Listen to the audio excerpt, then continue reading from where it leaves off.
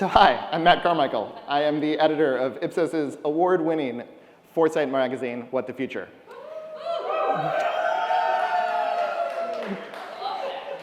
You will also hear me refer to that occasionally as WTF. The F stands for future, people. Today it can also stand for food, because that's what we're going to be talking about, the future of food. And as a futurist, it is also helpful that it can stand for many other things. A little confession. During the pandemic, my family and I became fans of large inflatable lawn unicorns. We started out the pandemic with like a 7-footer that shoots water out of its horn. And then as the pandemic wore on, the seasons changed and we needed more unicorns. So around Halloween, we added the Boonicorn. Around Christmas, we added the Christmacorn, and my wife barely was able to stop me from ordering the Leprechaun, which was a leprechaun riding a unicorn that came in at 8 feet. It was amazing. Our CMO, Jessica, is also a fan of unicorns. And for our What the Future issue, I called her up and I was like, so I got good news, bad news. The good news is we're going to put a unicorn on the cover of What the Future this month. The bad news relates to the context we are using the unicorn in. And just because I know you guys are getting postcards with the cover and you might take them home and your kids see them, I feel compelled to say that we're talking about cultured meat here. There were no actual unicorns harmed in the making of the cover. We're talking about lab-grown unicorn meat. You heard earlier Kevin talking about the challenges we face in terms of the amount of food we have to start growing. And our recent issue, The Future of Earth, had this bit of bleakness as the cover. And I hope you are all glad that I'm speaking during the part of the afternoon when you're allowed to have a cocktail in your hand. It might come in handy.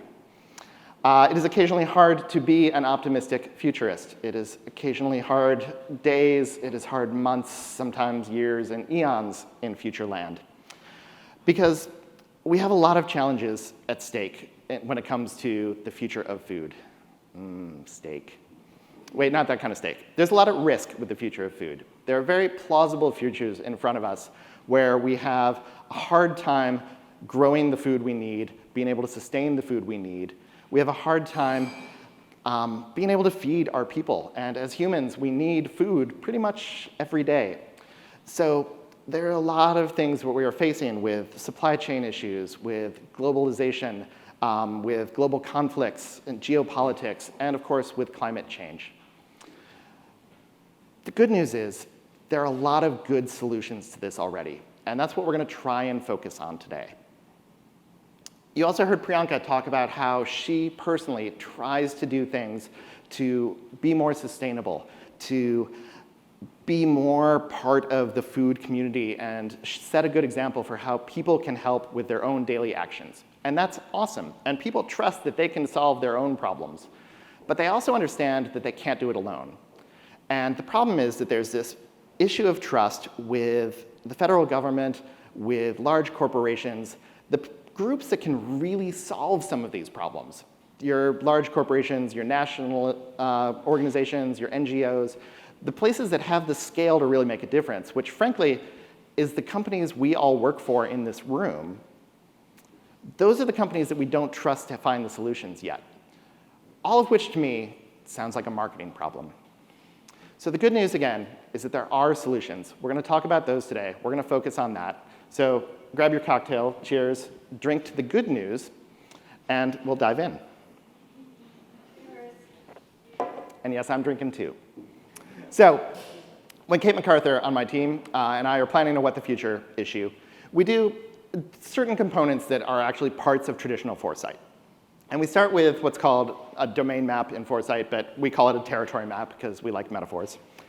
And we think about all the different topics that are related to the future of food, because it's not just about food, right?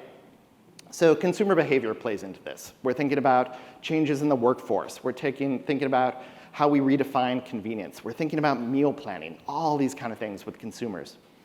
We're thinking about culture, how we express our culture through food, how we learn about other cultures through food. Thinking about changes in the economy in terms of food packaging and food waste, but also the gig economy and how differences in work-life balance are changing how we procure our food, where we eat our food, what kinds of food we eat, how much of it we cook, how much of it comes in. We're thinking about the big global issues. about supply chain and climate change. We're thinking about the technology. A lot of tech solutions come into play with food, and we're also thinking about the scientific solutions like synthetic biology, like being able to culture unicorn meat if you want. And we look at that through the Ipsos theory of change. Looking on the left for the diagram, we're thinking about the big tectonic macro forces that unfold over decades. Again, things like inequality, things like climate change, demographic shifts. On the right, we're thinking about the signals, the things we see in the news today that make us think that something is maybe shifting. That could be different news headlines, that could be patents, that could be new regulations being developed. As futurists and foresight professionals, we're not necessarily sure what those signals mean, but our spidey sense tells us they're going to mean something. And then in the center, we're always thinking about the humans. Everything Ipsos does always comes back to that human insight and that human need. And we're thinking about that in terms of shifts in people, markets, and society. And we're also thinking about all the things that don't shift, because that's important too. As I said, part of what we do when we're doing the issue is somewhat traditional foresight. But some of it isn't, because at the end of the day, what Kate and I are really doing is editorial foresight. Our end product, unlike a foresight engagement, is not a specific scenario for a specific client with a specific set of problems. It's a magazine, and it has to be broadly readable, broadly across the topic, and thing that all sorts of folks in those industries can relate to, and even those who aren't in the real industry. And even like when we send these things to the print shop, the guys at the print shop pull them off the rack to read them because they just find the content interesting. The future impacts all of us, and that's what we're trying to do. So we've developed a couple tools that we use to help us create these magazines that people want to read. One of them is tension lines. And these are a series of forced choice questions that we ask consumers to kind of get a baseline of where we are today. When you're doing scenario planning, the baseline or the continuation scenario is always included. And that's essentially the idea that the scenario where nothing changes. So thinking about these tensions helps us develop a way to understand where we are today. And as those tensions shift over time, we can start thinking about how they're going to play in as well. So the first tension I want to talk about is the environment versus our favorite foods. I've often said that part of what I hope we develop in the world of food technology is a cheeseburger that will not kill me. And we're making great strides in that. There are all kinds of new plant-based products that have way less cholesterol or no cholesterol. They still have a little bit of a saturated fat problem, but they're working on that too. That's awesome. But what I should amend to that is I also want a cheeseburger that will not kill the planet. And that's where this trade-off comes in. We know that the food system has a huge impact on the environment. It is a huge resource drain. It is a huge usage of resources. So we have to make trade-offs as people. And at the moment in the data, we see that people are much more thinking about, I want the food I want, and less thinking about the impact of that food when they're forced to make a choice. The thing is, Mother Nature might make it so we don't have a choice much longer. It might be harder to choose a side on this because the way climate change is going and the crises we were talking about earlier that came up throughout the day, we might not be able to choose a side on this. It might be decided for us. We'll keep an eye on that. Tension 2 is about health versus price. As it stands today, it is hard to afford all the foods that you want that are healthier. And I think we saw a lot of that in the America in Flux video, that as especially the economy the way it is today and inflation the way it is, we don't necessarily always have access to the healthiest food choices.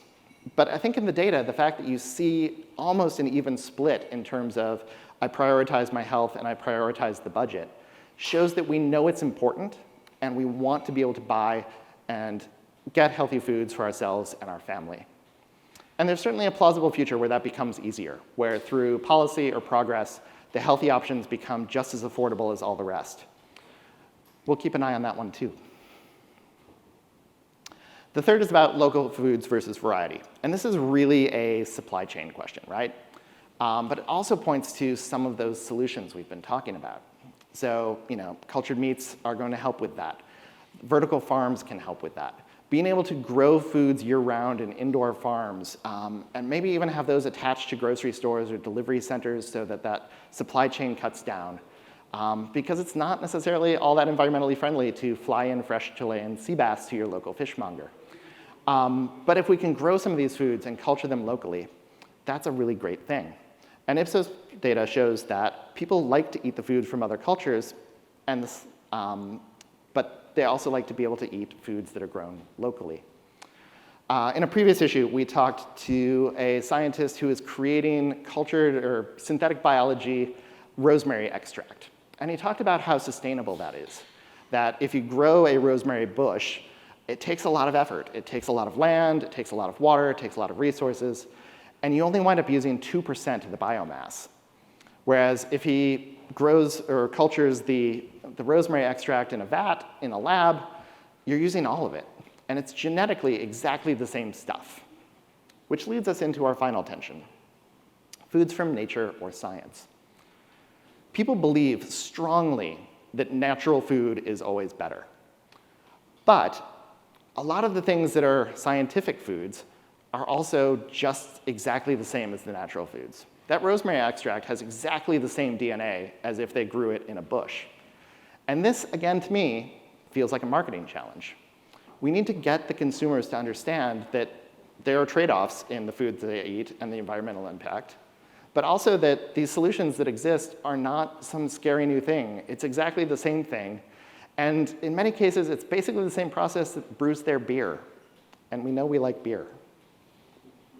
So these tension lines are one way for us to kind of understand where we are today. And they also, as those shift over time, will help tell us which kind of future we're pointed towards. So if we can't move this one in particular, if we can't start getting the consumers to think about a lot of the solutions to both an impending food crisis and an impending climate crisis, which are, granted, very related, that bodes kind of poorly for us. You can have your cocktails now, some more too. Another tool we like to use is something that we've developed within Ipsos called Future Jobs to be Done. So how many of you know what a jobs to be done framework is? And I've got a little bit of a stilted audience here, I realize. But the jobs to be done framework basically says that we don't buy stuff to buy stuff. We buy stuff or we hire stuff to do a job, to solve a problem we have. So we don't buy an energy drink. We hire an energy drink to give us a boost and give us some focus through the day. We don't buy a delivery service. We hire it to bring us convenience and bring us ease and keep us from having to cook tonight because it's been a long day at the office. So my colleague Trevor Sedano in Ipsos Strategy 3 has decided to take that and spin that forward into future jobs to be done. So once we've created the scenarios, we imagine different worlds and what that world would look like and what kind of jobs would exist in that. So we're going to talk through 3 of those. And I think they're another interesting tool to kind of think through the future. So the first is about who we trust. And with all of the different scientific advancements, with all of the different competing theories about diets, and this is good for me, or that isn't good for me, or I should eat all carbs, or I should eat paleo, or all of the different information, who do you trust? Do you trust the government? Do you trust your friends? Do you trust the influencers that we've seen today? Some combination of all of those. And he suggests this idea that in the future there might be jobs related to that, and you might wind up where food-related genealogy becomes as interesting and as popular as family-related genealogy. That people try and learn about the foods and where they come from and how they are all related. And then they learn more about the food system and each individual ingredient's part of that. I think that's pretty cool. There's also a need to understand how our food choices impact the environment and impact ourselves. And he suggests that maybe there's a world where we wind up with an app that you point it at your food or you scan a barcode in a store and it shows you, potential health impacts on that food of what happens if I eat it and how does that fit into my diet. But it also shows you, what are the environmental impacts? Like, where did this come from? What's the carbon footprint? All of that kind of stuff that can help you understand, the food and its role in your world. And finally, he suggests that understanding the culture behind the food will be important too. That, as we've said, food is a way we express culture, food is the way we learn about cultures, and maybe there'll be apps where you point those at your food and it tells you about the culture behind it and explains the recipe and explains the meaning to the populations that created those recipes. And I think that's a really cool tool and a really interesting way to think about the future. Now, the question, of course, is why do we need to think about the future at all? Why do we do what the future? And that gets to a good story about that. Goes back to our first issue, one of our first issues of What the Future, which was also about food. And Kate on my team interviewed Chris Kaczynski, who at the time was the president and is now the CEO of McDonald's. And we could have done an interview like anybody else. We could have talked about the next month, the next fiscal quarter, what was going on at McDonald's. But we gave him instead the central provocation of What the Future, which is looking forward 5 years or 10 years, what's something you're going to wish you had tracking data on? What's something you're going to wish you had a trend line for? And then we started putting those questions in the field now. And by thinking about the future, he got to this kind of interesting concept, and he wanted to talk about ghost kitchens. And he wanted to talk about delivery. And this was years before the pandemic. This was in 2018.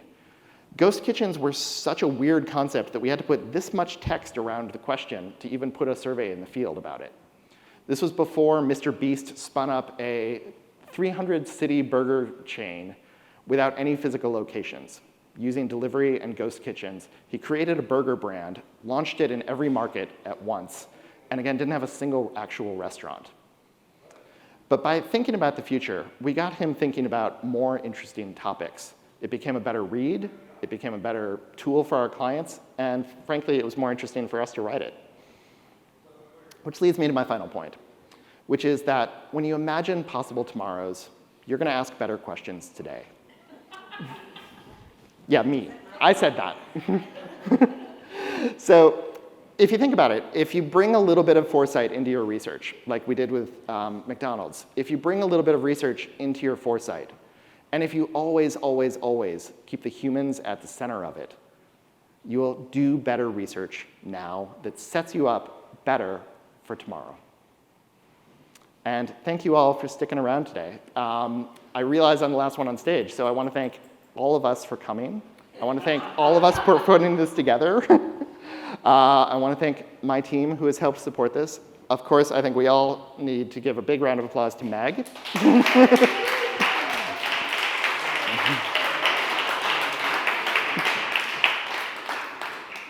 And finally, when you're looking for What the Future, please subscribe to the newsletter. There's a little QR code on here with some contraband in it.